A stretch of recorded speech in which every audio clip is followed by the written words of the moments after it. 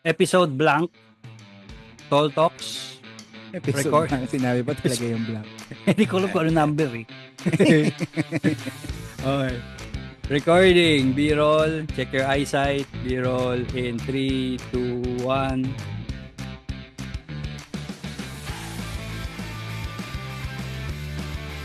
Good day everyone! Ito na naman po kami, ang inyong katol at katok to another episode of Tall Talk. This is King. This is Andrew. Aba, himala. Nagpakilala tayo ngayon, ha? Oo, pero alam mo yun, last time hindi. Blind loyalty. I don't know, familiar ka ba sa concept na yun, tol, yung blind loyalty? Kailangan mo akong i-drive muna sa sa topic na pag-uusapan natin.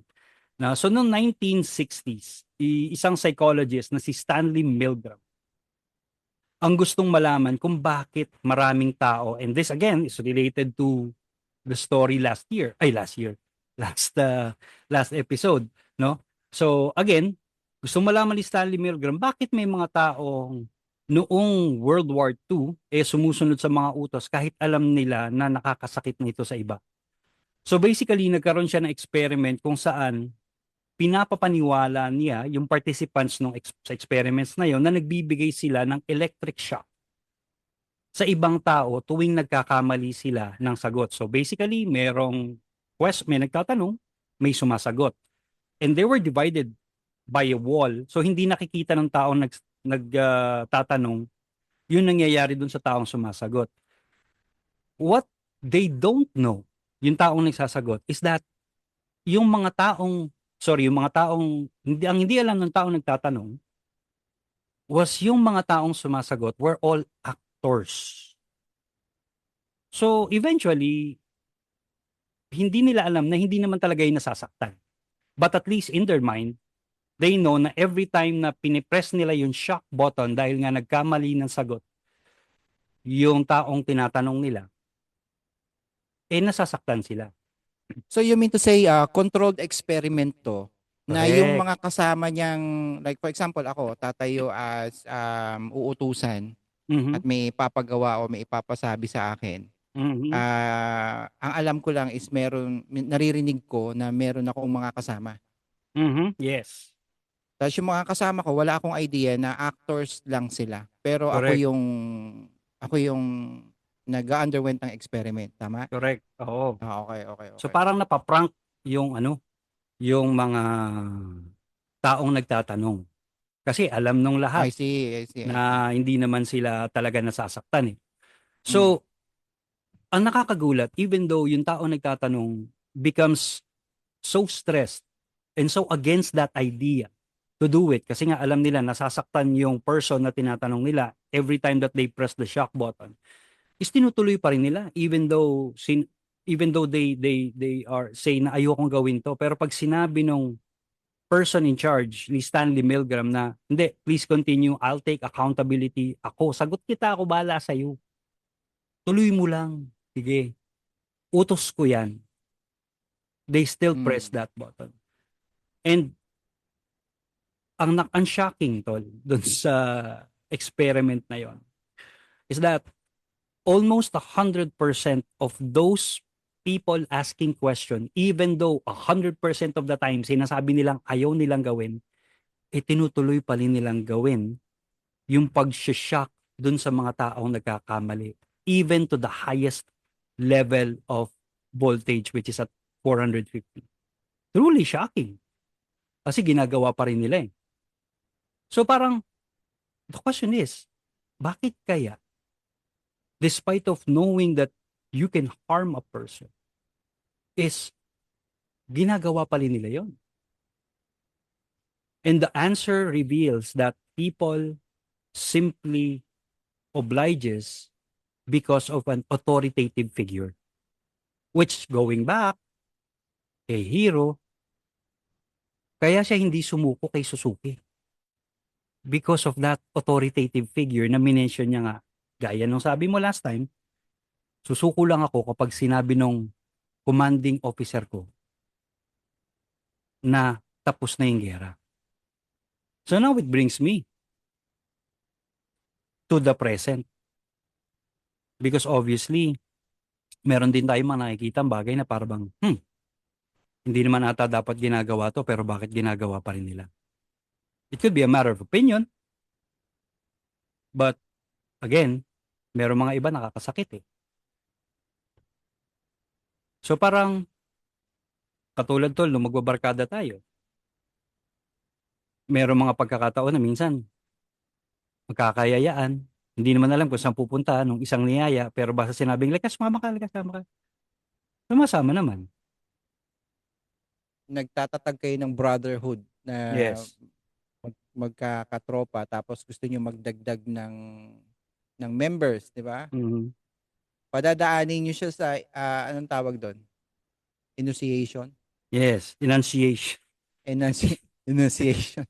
Padadaanin siya, di ba? Halimbawa, pag-uusapan, halimbawa ako, papasok ako sa tropa ninyo, Mm. no?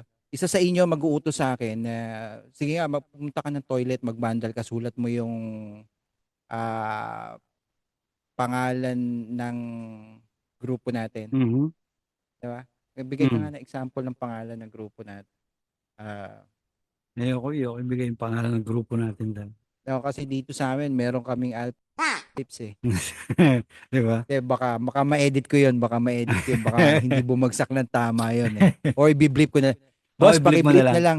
paki-blip na lang 'yon ah. Blip na lang yun. Ah, so yung grupo medyo mahaba-haba 'yon, no? Isusulat ko sa dingding ng Mm. toilet, no? So, alam kong mali yung gagawin ko. Yes. Pero dahil gusto kong sumama doon sa samahan ng tropa, gagawin ko siya. Correct. So, anong nagtulak sa akin para gawin 'yon? Mhm. Kasi kung simple lang kaming magkaibigan, alam kong mali yung papagawa niya sa akin, well, hindi ko gagawin. Mhm. Pero dahil gusto kong this time, iba naman ng kaso, sasama ako sa tropa nila, pinapagawa nila sa akin to, mawi-welcome ako. So yung sense of Correct. belonging na kapag ginawa ko to, na sumabay ako doon sa norm Mhm. ng ah, ng society, Mhm. accepted ako, Yeah. validated ako, I have a sense of belonging. Mhm. Yeah. Tama? Tama. Which is actually a basic, ano yan tol eh, no? Para bang in psychology, it's a basic necessity to be part of a certain group, to belong. Now you're talking about relationship, di ba? Friends, which, sabi mo nga, peer pressure. Pero meron Mm. din tol na tinatawag na fear pressure. Yung natatakot ka, kaya ka nalang sumusunod eh. Di ba? So apart from peer pressure, there's also fear pressure. Para bang ayaw mo mag-away kayo, susunod ka na lang. I don't know if you experienced this, but in some relationships, some would dictate na, ay, ayoko yung kabarkada mo na yan. Lumayo ka dyan. Otherwise, pag pinagpatuloy mo pa rin yan, pinipili mo siya. And sometimes, I guess, nangyari rin sa akin yan before. Or I don't know if it happened to some people. Na, okay, sige, para lang hindi na kami magkaroon ng issue, hindi ko na siya samahan. Para happy lang tayo parati, yung whoever your relationship with. Now, the question is that wrong? Or is that Ah, necessary? Oo. I'm not quite sure. Tol, baka lang naglalag ako ah. Just let me know. Medyo ano lang, slow, pero eventually nagka-catch up ka naman. Okay, okay. I can change siguro position. Just in case pagka hindi, kasi mahirap to pagka i-record, pagka i-cut out na natin. Tapos naglalag ako. Kasi kanina wala naman tayong lag, dire-diretso tayo. Correct. So just let me know. Just let me know. Kapag ka nag-glitch, let me know. Tapos change tayo ng setup para hindi masayang yung Mm, recording. Okay, correct. going back. So tol, yun na nga, may issue ako tungkol Mm, sa sinasabi mo. It's all about relationship, right? yes. Kanina ang pinag-uusapan natin is peer pressure coming from your friends or your Correct. circle, di ba? Ngayon naman ang pinag-uusapan natin, kasi dun sa friends is the sense of belongingness eh, Correct. na tanggap ka dun sa society, Grupo. Yeah. no? Sa group, oo, sa group Mm. in particular. But this time around, ang pinag-uusapan naman natin is relationship. Like for example, ang pumapasok sa isip ko kapag ka may girlfriend ka, Something like that. Yes. merong ipapagawa sa na ayaw mong gawin. Oo, totoo. Let's say for example, sweetheart, punta tayo sa mall. Mm. May bibilin lang ako. Oo. Eto ako, pag pumupunta ako sa mall, ang gusto ko kumain eh. Ah, ah, Ayokong sasama ako dun sa mga lingerie, dun papasok ah. dun sa, mahina ako dun eh. Ako din eh. Oh, So parang kahit ayaw ko, papayag naman ako na, correct. oo. So, anong So tawag anong, sa atin? yun naman ang tanong doon. Anong nagtitrigger sa'yo na gawin mo yon? Yun nga eh. Ayaw mo nga mag-away kayo, number one. Ayaw mo syempre na para bang hindi ka nakikisama. So, parang, okay, sige, kahit na ayaw mo, kahit na alam ko mong wala kang gagawin, tol. So it means to say it's conflict avoidance. Yes, oo, conflict avoidance. Kaya mo na lang siya ginawa. Pero, hindi ka naman talaga totally in it to do it, di ba? It's just so happen na ayaw mo lang na mag-away kayo. Mm. So yun ang nagtitrigger. Yes. Oo. Yun ang nagtitrigger. Yung imbis na magtalo kayo, kahit labag sa loob mo, sige Go na ka lang, pa rin. gagawin mo na Oo. lang din. Pero nagpapakita, ako tol, pag ano, nagpapakita ako ng ano eh. Para bang, susunod ka, sige, sama ako, pero sige, kayo na lang umikot, upo na lang ako rito. Ay, boring mo naman kasama. Ayoko nga sumama to begin with. Kaya O lang, ayaw mo nga magalit sa isa't eh, isa. paano kapag nag-i-insist sa'yo, sabihin sa'yo na, ito naman, minsan ka na nga lang sumama, ganyan ka pa. Yes. Yung sinasabi Which ba is sa'yo? totoo yan. Totoo yan, tol. Nangyayari yan. Hindi mo ba nasisira yung yung ano nila, yung kumbaga yung araw Yung nila dahil mood. ganun ka. Yung ganun, dahil ganun ka, ikaw ngayon ang kontrabida. Exactly. Ikaw ngayon ang lumalabas na kontrabida dahil sa ganun. Pero to begin with, sumama ka lang naman just to avoid conflict. So, hindi lang yun doon, tol, ah. Hindi lang yun doon. So, if we're talking about relationship, yan yung sa partner mo or sa girlfriend mo. E paano naman pag halimbawa, inutusan ka ng nanay mo? Yung tipong, nagkamali ka na. So, eventually, I don't know kung nangyari sa ito. Nagkamali ka, and mapapalo ka, tapos uutusan ka, para kuhanin yung pamalo sa'yo. Gagawin mo ba? Kunin mo nga yung walis dyan. Ikaw, ante kasi, saan ka galing? Ba't ngayon ko lang Hmm, umuwi? nung panahon natin, O, ganyan dati. di ba? Ba't ngayon ka lang umuwi? Abot Hmm, mo yung, akin na yan, akin na yan, akin na yan pamalo. hmm. Which is, alam mong papaluin ka. Hindi naman maa-ICC si mother niyan, no? Kung halimbawa mapanood ng ano to, no, sa human ano. Ay, sisi. Ano, papadala sa ano? Hindi naman siguro. No? Sige, sige, Pero, tuloy natin. eventually, kahit nalabag sa loob mo, at alam mong magagamit sa iyan, kukunin mo pa rin eh. And eventually, para bang, so with that, dapat bang tanggihan mo yung utos na yun? So pangatlong puntos na ito na pinag-uusapan natin. Ang basa ko naman diyan is ito naman yung tungkol sa hierarchy. Mhm. Dahil nanay mo at ayaw mo, this is ang tanong is bakit mo naman ano nagti-trigger sa para gawin mo to? So, you follow out. So, you mentioned we follow out because we avoid conflict. And now, we Ito follow naman because, hierarchy naman to na kumbaga parang yung queen ang nagsasabi sa iyo. oo, Oh, 'di ba? Parang gano'n. Eh, nanay mo 'yan. Pa, yung bang, iabot mo nga yung barbed wire. Sabihin sa yung itatali ko sa gano'n. kamay mo. Di ba? Oo. Yung susunod ka out of respect, pero alam mo masasaktan ka rin bandang huli. alam mong mali na kasi ang impulse mo, ang response mo is survival. Mhm. Ayaw mong masaktan ka. No, nagsasabi yung katawan mo eh. Nagsasabi siya na, naku patay, papaluin tayo. Mm. Masakit yun. Mm. So, nasa survival mode siya na pag alam niyang mali, in a way, masasaktan siya. No? Technically, Napapaluin oo. siya eh. Oo. Mm. Pero sumusunod ka pa rin. Ang tanong, bakit ka sumusunod? Alam mong mali. Alam mo mali at alam mo masasaktan ka. Alam mo Now, masasaktan ka. Anong dahilan kung bakit? Bakit ka pa rin sumusunod? yes. So, but another point that I would like to put, and this I guess would be more relatable sa mga younger generations, especially those present in social media. Mm. Ikaw ba tol eventually nag-post ka na ba sa isang social media platform just so that you could be part of the trend, Naku. Guilty as charged. 'di ba? Yung bang tipong sumayaw ka na rin ba ng ano, hawak mo ang beat?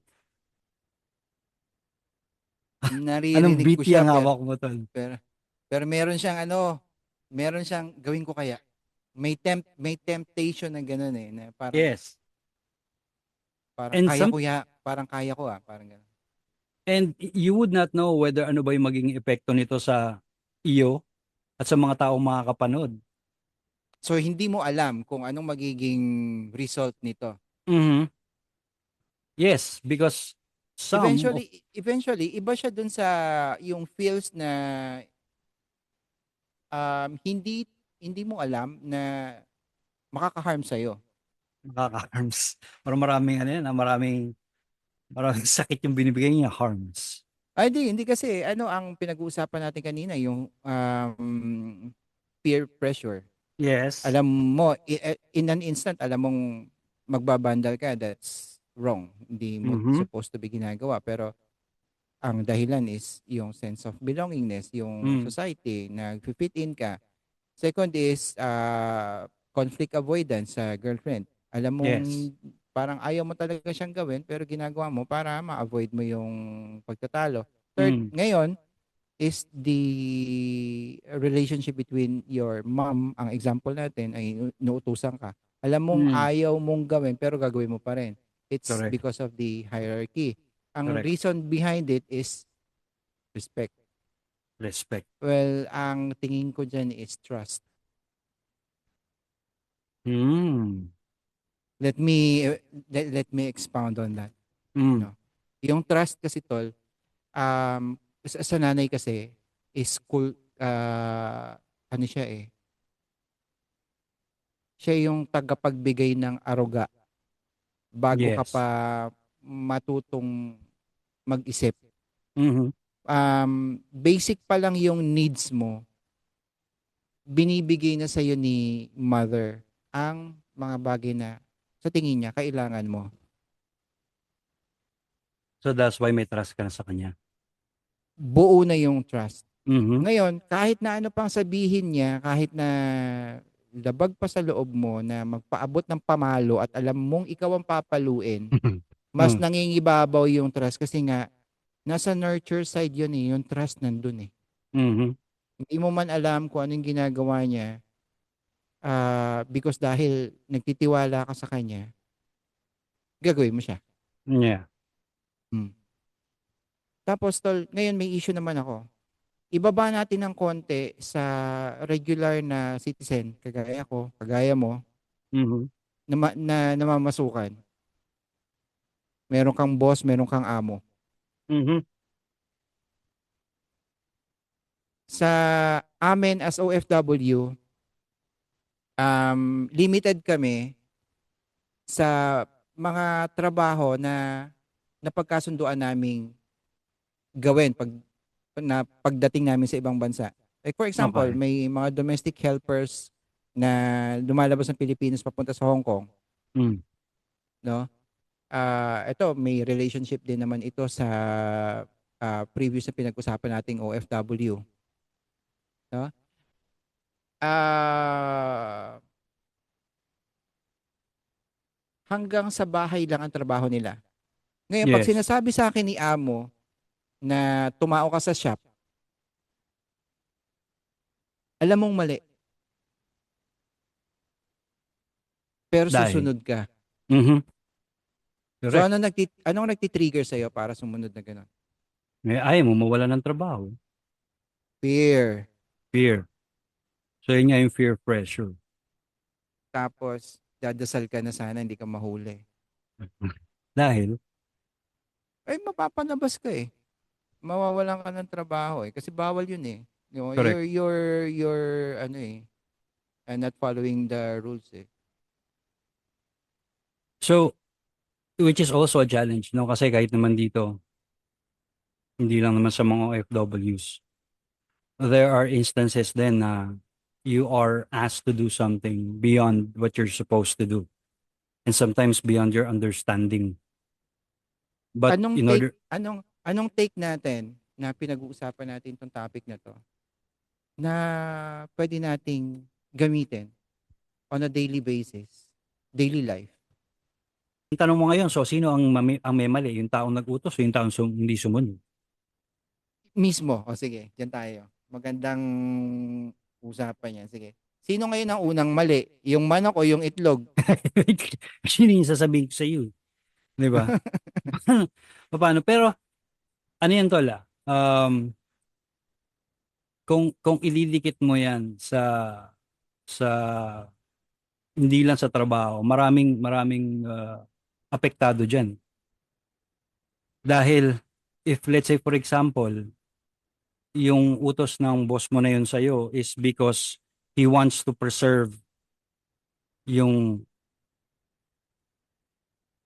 pag pinakita sa ibang agency na maayos yung reporting nyo, he's still he's still trying to preserve yung integrity ng business although it's done in an unethical way. You get my Then, point? if I was asking for an email citing, tanggalin mo ito dyan, ako nang bahala, then I'll do it. Tama. I-offload mo sa akin yung responsibility na alam kong mali eh. Or if you want, explain it to me. Yun nga lang, lumalabas akong kontrabida sa team. Bidang kontrabida ka, tol. Oo, 'di ba? Pero ano ngayon ko lang napaisip na there are things that we simply follow even though alam natin na it would cause you harm pero you want to protect din yung what you both have. Like, for example, sabi mo nga sa relationship, girlfriend. Yun, ewan ko kung nangyari na sa'yo ito. Okay, Tatanungin ka, tol. saan mo gustong kumain? Mm, Yeah, nagigets kita. Kakat na mm, lang kita muna dyan. mm. Because we've already laid down yung pagsunod sa mga bagay na akala ang iniisip natin is hindi appropriate or ayaw ng loob or pwede nating sabihin na may mali or Yeah. alam mong mali. Tapos, ano ang reason behind bakit ka sumusunod? So, nasagot na natin yung mga tanong na gano'n. Tsaka yung reason Mm, kung bakit mo naman ginagawa, alam mo namang mali. correct. Now, we're going to put that in context later on our second part. Mhm. I-explain natin yung isang situation. Tapos, we narrow down the road. Tingnan natin kung which one is the right thing to do or yung Yeah.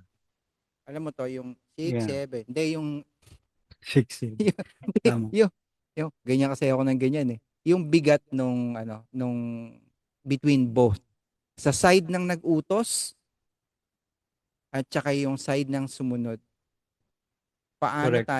Paano tayo dapat mag-respond at ano ang mga iniingatan natin at saka ano dapat ang mindset mo para you don't fall into the trap na ikaw naman ang babalikan ng trabaho at alam mong mali, Mhm. it's gonna be either morally or whatever Ethical. reason it is Correct. or ethical Correct. is Kasi magre-reflect yan kung anong klaseng pagkatao ka. Yeah.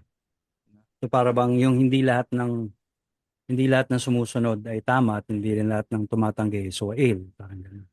Mismo. At Okay. yan, pag-uusapan natin sa next part. So, para sa aming mga katol, stay tuned kayo for the next episode. Not next episode. Next The next segment. part, segment of Tall Talks. So, stay tuned. Balikan namin kayo.